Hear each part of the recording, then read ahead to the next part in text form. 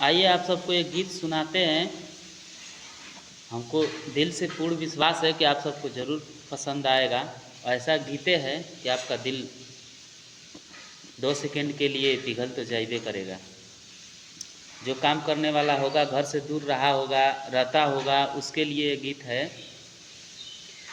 कि मेहनत कई के केतनो, कि मेहनत कई के केतनो रुपया कमाईब, कि मेहनत कई के केतनो रुपया कमाईब, अचारा के सुख बबुआ कतही न पईब, सपना न होई कब पूरा ये बबुआ, माई बिना जिंदगी अधूरा ये बबुआ, माई बिना जिंदगी